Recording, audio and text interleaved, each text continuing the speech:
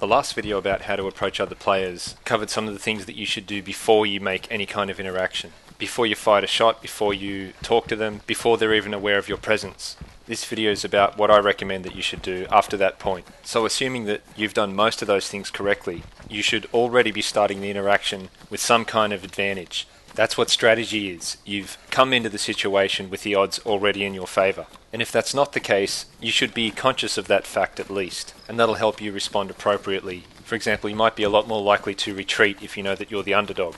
This is not like other games. This is not like Counter-Strike, where teams are perfectly balanced and everything is fair. So once you make contact, take the initiative and then maintain the initiative. But what do I mean by that word? Well, it's about being the one who gets to choose what happens and when. You're the one in control and they're the one on the back foot, second guessing everything you do. And you can gain that immediately by the simple fact that they don't know you're there until you choose the moment to let them know. They are going to be surprised and confused, and you really want to maintain that so that they never turn it around and put you in that situation. Do things like making sure they have their gun put away or they have their hands up. Keep them in front of you. Never let them get out of your sight. Keep them conscious of the fact they're at a disadvantage. In the case you can see on the screen right now, I didn't want to kill this guy and I wanted to loot a chopper nearby. So I actually made him come up to the crash site with me because I didn't want the risk of him shooting me while I was checking it out.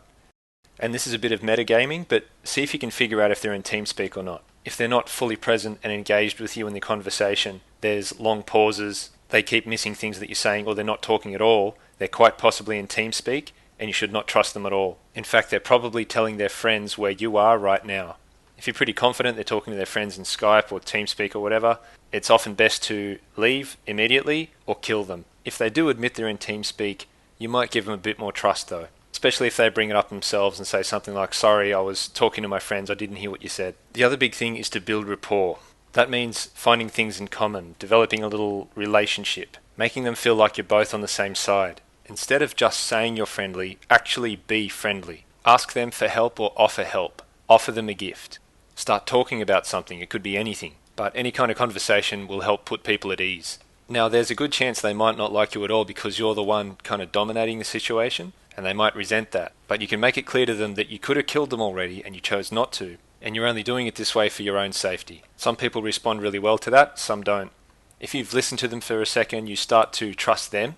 You might choose to really show that you mean no harm by taking away your advantage, putting your weapon away, coming out into the open. And that's kind of the ultimate way to say, "Hey, I'm your friend." The downside to that is you're completely putting your life in their hands. The fun part and the challenge in this is deciding which action you should take. If you're doing something like a robbery, that kind of isn't really an option. So maybe you need to completely dominate, but you could also just use humour and they might be quite happy to play along. In fact, using a bit of humour goes a long way.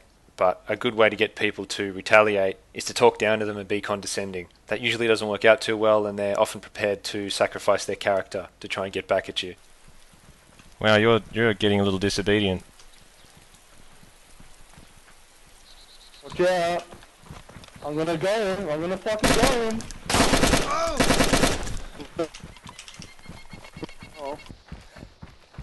Let's look at a complete case study, and we're going to break it down using our concepts from the previous series about how to approach dangerous areas and how to approach other players as well. So I've got what is essentially a pretty fresh character.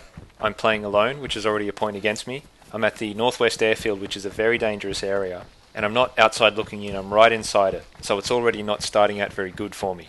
I have close range weapons, so I can't engage from a longer distance, so their use is probably a bit more defensive. I do have a rack which has a 15 round mag, high rate of fire, and that's good for close range as well. As usual, I stop and observe the area before I move in. I haven't moved all the way down that tongue of forest to my right to get really close to the tents because a lot of people do tend to go in there. I spot some movement. They look pretty geared. I'd like to have a little interaction, but I'm completely useless from this distance. I really want to take advantage of the situation and catch him while he's up this end. As I've got a pretty fresh character, I decide to take a risk and just push up in a straight line through that open field. And it is quite a risk because to the right there could be players who might kill me, there could be people to the left, every direction, and I'm running straight through the middle of an open area. Not to mention the guy I'm going for might notice me. Anyway, I get lucky and I make it. I get behind some cover, he can't see me, he just hears a voice. "Hey man, how's it going?"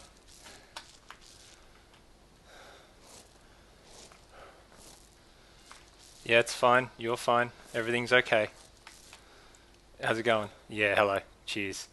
At this point, he knows he's fucked. I have the initiative. He doesn't know if there's multiples. He doesn't know my exact position. He doesn't know what kind of weapon I have. His best choice would probably be just to run as fast as he can, but who knows, he might run into my other mates if I had them there. So he chooses to submit. But he's not talking back. That's a bad sign. Despite this, I'm going to try and gain his trust. I come out from behind the cover and show myself. Now I've lost my greatest advantage and he knows my exact position. But his weapon is put away, mine's out, it's still looking alright. So now it's time to further build rapport, and he even goes out of his way to do that himself. He dropped a grenade on the ground as a gift to me. In return, I gave him a can of drink. Alright, so it's just us apparently. We can loot these tents without any trouble. Thanks very much for the grenade, that's nice. Now I've started looting the tents, but I'm completely focused on him. He was already looting this row of tents, he shouldn't need to go through them again. It really seems like he's buzzing around me trying to wait until I stand still so he can kill me. Once I notice his gun's out, I'm certain that he's trying to kill me, and I need a plan.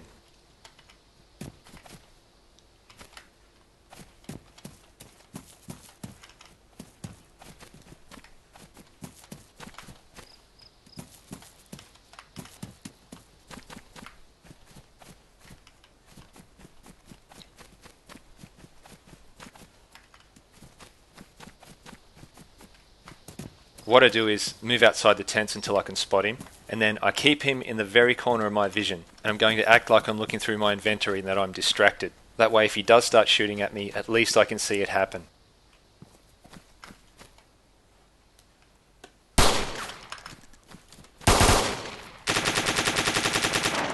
Oh!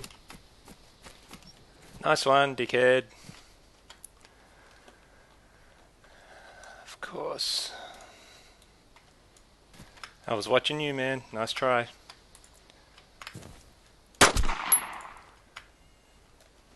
Let's go over what just happened. In the beginning, I absolutely had the initiative, and then I tried to sort of de-escalate things and make it a really friendly encounter, trying to see if we could both loot the place and both come out alive. But the whole time, he's trying to turn the tables. He's waiting for that advantage, that little window. The problem was, I recognized that he was doing that. Then I gave him what he wanted to see if he would take the bait. He bit, and I was lucky enough that it gave me enough time to react. And that wasn't a foolproof method. That could have easily not gone my way. But it definitely increased my chances because if you didn't notice, I was now in a terrible situation. Also, the moment that I actually baited him, for some stupid reason, I actually bring up the inventory as if I'm trying to convince myself that I'm looking through the inventory. I should not have done that because it means I need an extra second to press the button before I can react.